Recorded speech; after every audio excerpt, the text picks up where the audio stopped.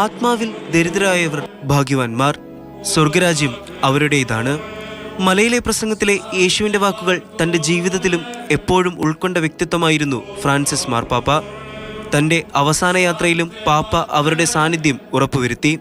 ഇന്ന് വിശുദ്ധ പത്രോസിൻ്റെ ബസിലിക്കയിൽ നിന്നും സാന്താമരിയയിലേക്ക് എത്തിക്കുന്ന പാപ്പയുടെ ഭൗതിക ശരീരത്തിൽ 40ഓളം വരുന്ന സമൂഹത്തിലെ അവസാനത്തെ ആളുകളെന്ന് മുദ്രകുത്തപ്പെട്ടവരായ ദരിദ്രർ, ഭവനരഹിതർ, തടവുകാർ, ഭിന്നലിംഗക്കാർ, കുടിയേറ്റക്കാർ എന്നിവർ വെളുത്ത റോസാപ്പൂക്കൾ സമർപ്പിച്ചുകൊണ്ട് തങ്ങളുടെ പ്രിയപ്പെട്ട പിതാവിന് വിട ചൊല്ലും.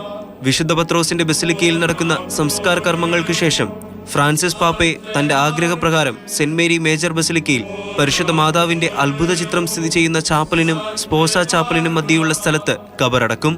സംസ്കാര ചടങ്ങിൽ രാഷ്ട്രപതി ദ്രൗപദി മുർമു പങ്കെടുക്കും. വത്തിക്കാനിലെ സെന്റ് പീറ്റേഴ്സ് ബസിലിക്കയിൽ രാഷ്ട്രപതി മാർപ്പാപ്പയ്ക്ക് ആദരാഞ്ജലി അർപ്പിച്ചു. സംസ്ഥാന സർക്കാർ പ്രതിനിധികളും ചടങ്ങിൽ പങ്കെടുക്കും. വിവിധ രാജ്യങ്ങളിൽ നിന്നായി 130 പ്രതിനിധി സംഘങ്ങൾ ചടങ്ങുകളിൽ സംബന്ധിക്കും. ഈ സംഘങ്ങളിൽ 50ഓളം രാഷ്ട്രത്തലവന്മാരും 10ഓളം ഭരണത്തലവന്മാരും ഉണ്ടായിരിക്കും. അമേരിക്കൻ പ്രസിഡന്റ് ഡൊണാൾഡ് ട്രംപ് അടക്കമുള്ള ലോകരാഷ്ട്രത്തലവന്മാരും ചടങ്ങിൽ പങ്കെടുക്കും. ഇന്ന് ഇന്ത്യൻ സമയം ഉച്ചയ്ക്ക് 1:30-ക്കാണ് സംസ്കാര ചടങ്ങുകൾ. News desk, Mathrubhumi news.